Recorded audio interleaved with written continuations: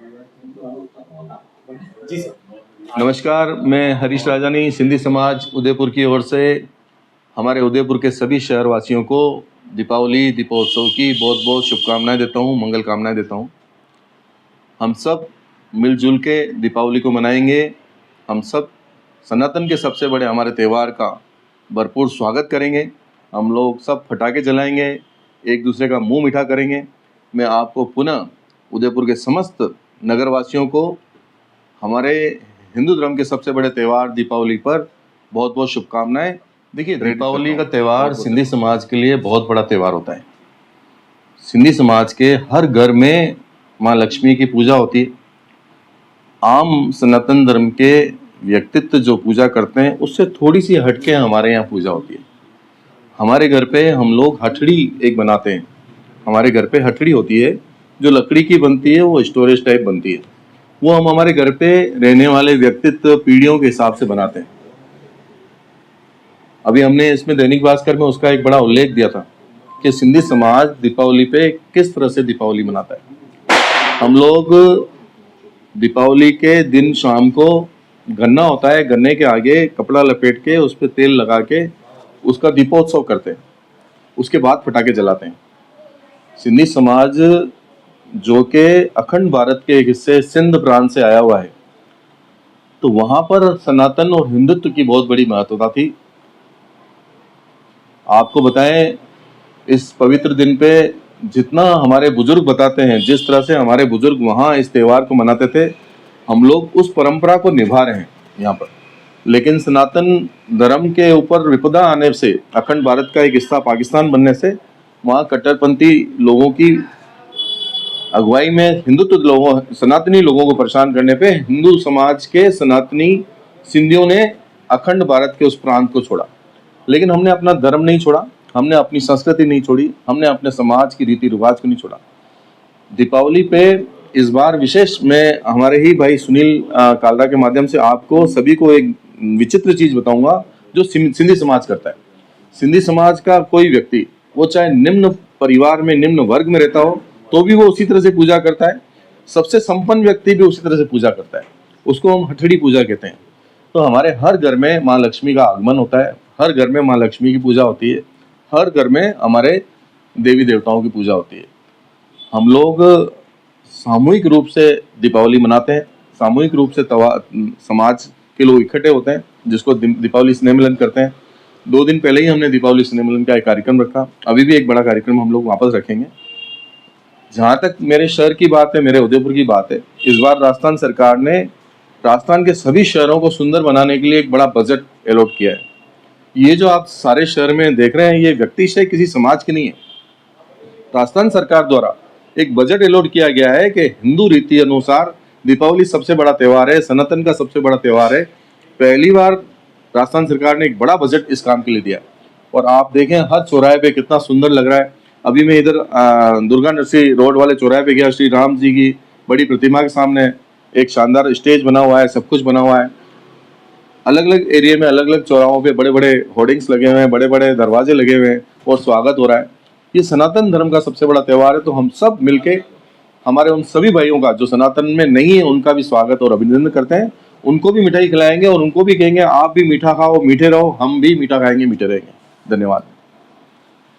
ज्यादा लंबा हमारे दरवाजे बंद कर देना।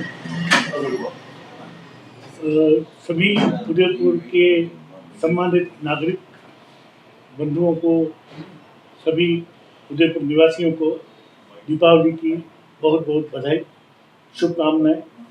आज आपको मैं कुछ जानकारी सिंध प्रांत के हिसाब से देना चाह रहा हूँ। सिंधु घाटी की सभ्यता सभी लोग जानते हैं, काफ़ी पुरानी है। और हम लोग सिंध से आए हैं। वो अलग प्रांत था भारत का, जो कि 1947 में डिवाइडेशन होने की वजह से हमारे जो उस समय नेतागण थे, उन्होंने जो निर्णय लिया था, उसकी वजह से हमको हमारे सिंध प्रांत को छोड़ करके पूरे हिंदुस्तान में हर जगह फैले। लेकिन हमने हमारी सभ्यता को नहीं छोड़ा है। आज भी हम सिंधी सभ्यता को जुड़े हुए हैं आज भी। लेकिन हमारे ऊपर कई प्रांतों का, जो कि सिंध बीच में था, एक तरफ पंजाब था, एक तरफ मुस्लिम एरिया थे वो लोग, तो प्रभाव रहा था हमारे ऊपर। लेकिन हमने हिंदू सभ्यता को कहीं पे भी नहीं छोड़ा है। जैसा भाई साहब ने आपको जानकारी दी हटड़ी की, एक्चुअली हटड़ी का सही तरीका ये था, हम लोग हट बोलते हैं दुकान को, हम लोग व्यापारी वर्ग से हैं, तो हमने हमारे बच्चों के लिए उसी ज़माने में जैसे आज हमारे यहाँ पे बच्चों को पढ़ाई के लिए एजुकेशन के लिए भेजा जाता था, हमारे यहाँ हटड़ी बना करके उस बच्चे को ये ट्रेनिंग दी जाती थी कि ये तुम्हारी दुकान है, ये आपकी दुकान है। तो वहाँ पे फल मिठाई वगैरह रखते थे, और जो भी परिवार के सज्जन, परिवार के अंकल, ताऊ, चाचा, मामा आते थे, वहाँ पे उसको पैसे रखते थे, उसको ये करने के लिए, डेवलप करने के लिए कि ये तेरी दुकान है, इसको तू डेवलप करेगा। जब वो बड़ा होता है तो व्यापार में आता है। हमारा व्यापारी वर्ग है हम लोग सभी, लेकिन हम लोग शुद्ध हिंदू हैं। जो भी सिंधु घाटी की सभ्यता आपने सुनी हो, वो सिंध से ही शुरू हुई है, और हम लोग ओरिजिनली आर्य जिसको कहा जाता है, वी आर नॉट द्रविड़, आर्य जो भी सनातनी है, हम उसी को बिलोंग करते हैं। और ज़्यादा कुछ आप पूछना चाहें तो मैं तैयार हूँ। जैसा कि अभी वर्तमान में और कई समय से देखते आ रहे हैं, दशहरा लेकर भी सभी समाज के लोग आगे आते हैं, और वैष्णो देवी में माता मंदिर को लेकर भी कई अच्छे प्रोग्राम किए हैं। तो आगे किस तरह से और अच्छा संदेश देना चाहते हैं? आज मैं सबसे बड़ी बात, जो नए हमारे युवा भी हैं, चाहे उदयपुर के जो भी युवा हैं, उनको मैं एक ही बात कहूँगा, वो आज की तारीख में नौकरी की खोज में घूम रहे हैं, जबकि उनको नौकर रखने चाहिए। वो इतना अपने आप में एफिशिएंस बने, गवर्नमेंट उनको बहुत ज़्यादा प्रोत्साहन दे रही है। मैं चाहता हूँ कुछ व्यापार करें, कुछ इंडस्ट्री लगाएं, लोगों को रोज़गार दें, रोज़गार ढूंढे नहीं, रोज़गार दें लोगों को। मैं ये सभी युवाओं को संदेश देना चाहता हूँ, रोज़गार के लिए घूमो मत, रोज़गार दो आपको, इतना एफिशिएंस बनो, पढ़ो लिखो। और आज की जो सबसे बड़ी कमी है हमारे युवाओं में, कोई भी काम करने के लिए तैयार नहीं होता है। ना उनको लोहार ये काम करने में लोहार को इच्छा हो रही है, न उसको दर्जी को दर्जी काम करने की इच्छा हो रही है। अपने पारिवारिक जो पैतृक व्यापार हैं उन लोगों ने छोड़ दिए, जबकि उनको नहीं छोड़ना चाहिए। आज की तारीख में इस वजह से दूसरे समाज के लोग उस व्यापार में घुसे हैं। मैं ये चाहता हूँ हमारे युवा जो पारिवारिक रूप से उनका जो पेशा है उसको बरकरार रखते हुए आगे बढ़े। दीपावली को लेकर और कुछ कहना चाहेंगे सबको? दीपावली की बहुत बहुत शुभकामनाएं दे सकता हूँ। सभी लोग खुश रहें, प्रसन्न रहें, स्वस्थ रहें, ये शुभकामनाओं के साथ। जैसे कि अभी हमारे साथ में थे जेकाबाद के अध्यक्ष, वर्तमान अध्यक्ष आप जी, अपना एक बार पूरा परिचय हम जी मेरा परिचय आप माने, मतलब अपना परिचय देते हुए हम फिर आगे बढ़ेंगे। मेरा नाम मनोहर गुरानी है। जी सर। पहले मैं जगमात पंचायत का उपाध्यक्ष हूँ। अभी सभी उदयपुर की सिंधी समाज की सेंट्रल युवा पंचायत के नाम से बनी, उसमें मुझे संरक्षक रखा गया है। मैं सिंधी धर्मशाला का भी संरक्षक हूँ, शैली नगर विकास समिति का भी संरक्षक हूँ। हम आगे बढ़ते हैं। सिंधी धर्मशाला के अध्यक्ष किशोर जी सिधवानी मौजूद है। आइए उनसे भी जानते हैं दीपावली के बारे में। दीपावली में क्या संदेश देना चाहेंगे आप समाज जन को और शहरवासियों को? सबसे पहले आप सभी को नमस्ते। मैं समस्त उदयपुर वासियों को दीपावली की बहुत बहुत शुभकामनाएं देना चाहता हूं, और विशेष करके हमारे समाज के जितने भी सिंधी हैं क्या, और देश तक में विदेश तक में सभी को उदयपुर के मार्फत मैं अपनी शुभकामनाएं भेजता हूं, प्रेषित करता हूं।